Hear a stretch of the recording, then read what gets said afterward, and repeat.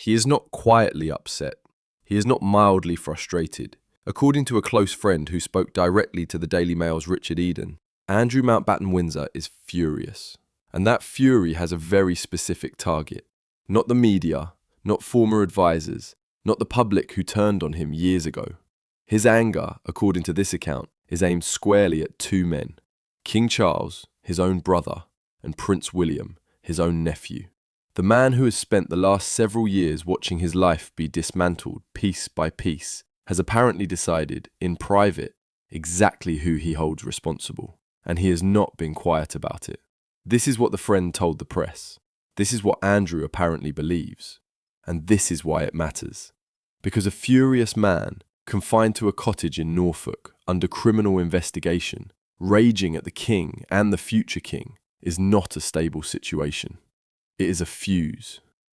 Let us go through what has actually happened to Andrew, because to understand the fury, you have to understand the sequence. And the sequence, laid out step by step, is one of the most sustained institutional dismantlings of a senior royal in living memory.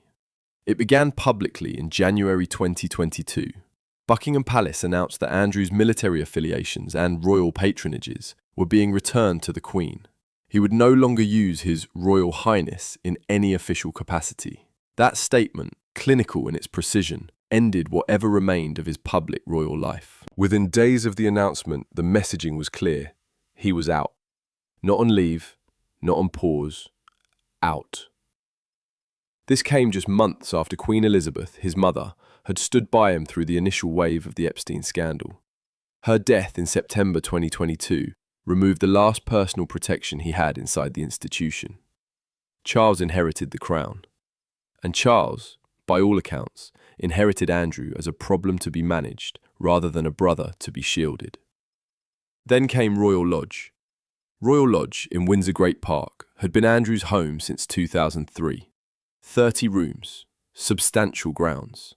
A 75-year lease he signed after the death of the Queen Mother and renovated at considerable personal expense. He raised his daughters there. He lived there with Sarah Ferguson for years after their divorce, an arrangement that raised eyebrows but was quietly tolerated within the family. And then King Charles made it clear the arrangement could not continue. The reported reason, the security costs tied to Royal Lodge, were significant, and with Andrew no longer a working member of the family, those costs were increasingly impossible to justify publicly. He was offered instead a 5-bedroom property on the Sandringham estate in Norfolk, Marsh Farm. On paper, a roof over his head. Compared to what he had, a pointed reduction. According to the friend quoted in the press, Andrew looked at this and saw something specific. He looked at what his siblings have. Princess Anne has Gatcombe Park, set in over 200 acres, and access to an apartment at St James's Palace. Prince Edward resides at Bagshot Park, a property reportedly comprising around 120 rooms. And Andrew, who was once the second son, the favourite, the one their mother reportedly doted on, has been moved to a 5-bedroom farmhouse in Norfolk with a pile of manure 200 yards from the front door and a set of rules that mean he cannot leave without permission. His view, according to the friend, is that he has been singled out, that the treatment he has received goes beyond what the circumstances required, that it has been, in the word reportedly used, brutal. Now enter William. Multiple royal commentators have observed that while King Charles is said to retain some degree of personal sympathy for his younger brother, Prince William has taken a considerably harder line. William, who will one day be king, is believed to favour a clear and permanent separation between the working institution and those who have stepped back under controversy. He wants the line drawn cleanly, and according to the friend who spoke to the Daily Mail, Andrew knows this. He is aware that William is not simply a passive observer of his situation. He believes William is an active force shaping the decisions being made about him, and he is angry about it. The friend says Andrew launches into tirades about both men, about Charles, about William. In private, apparently, he does not hold back. For a man who has been publicly silent since his arrest, the reported volume of his private feelings is striking. He is not accepting what is happening to him as the natural consequence of his own choices. He is experiencing it as an injustice inflicted by his own family. And now he is under criminal investigation. Andrew was taken into custody last month on suspicion of misconduct in public office. He was questioned for 11 hours, fingerprinted, DNA swabbed, photographed for an official custody record, and released under investigation.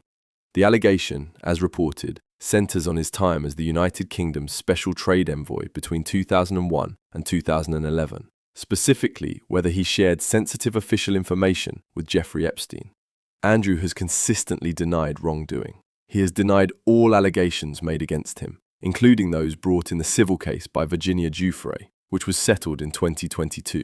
He maintains, through the friend quoted in the press, that he intends to clear his name, that he can and will clear his name, that this is not the end. What he cannot accept, according to the same source, is how the family has positioned itself throughout. King Charles's statement on the day of the arrest was brief, controlled, and conspicuously devoid of any personal warmth. He expressed deepest concern. He stated that the law must take its course. He said the family's support and cooperation would be given to the investigation. And then he declined to comment further. The family's support in that statement was not support for Andrew. It was support for the process examining him. The distinction is not subtle. And Andrew, by all accounts, felt it. The detail that perhaps crystallizes all of this better than any other. Last weekend, King Charles was on the Sandringham estate. He attended Sunday morning service at St. Mary Magdalene Church. He was seen driving around the estate on Saturday. At one point, witnesses placed him less than 2 miles from Wood Farm, from Andrew's temporary home, from his brother. They did not meet. Sources say they have no plans to. It is not known when the two brothers last saw each other in person. 2 miles, 5 minutes by car, and the king drove the other way. To understand why Andrew reads this as brutality, you have to understand what he lost and how quickly he lost it. The BBC Newsnight interview in November 2019 was supposed to be the moment he reclaimed the narrative. He sat down with Emily Maitlis and answered questions about his relationship with Epstein, about the visits, about Virginia Giuffre. Within days of the broadcast, it was clear that the interview had not helped him. It had ended him. He stepped back from public duties almost immediately.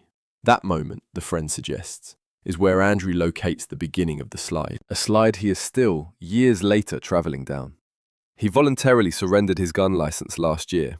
Horse riding, one of the few remaining visible pleasures he had left, has reportedly been curtailed following his arrest, with sources saying the image of him riding freely while under police investigation would be considered a bad look. The list of what has been taken from him, titles, patronages, royal lodge, military affiliations, freedom of movement, public visibility, accumulates into something that, from the inside, apparently feels like systematic punishment rather than proportionate consequence. Whether that reading is accurate is a separate question. The friend's account gives us Andrew's perspective. It does not necessarily give us the full picture. And there are details in that picture that Andrew's version conveniently leaves out. The security concerns around Royal Lodge were real. The costs were real. The damage to the institution from continued association with him was real. King Charles providing alternative accommodation and financial support while simultaneously maintaining public distance is not abandonment. It is, as one observer put it recently, controlled distance. There is a difference. Andrew, it seems, does not accept the distinction.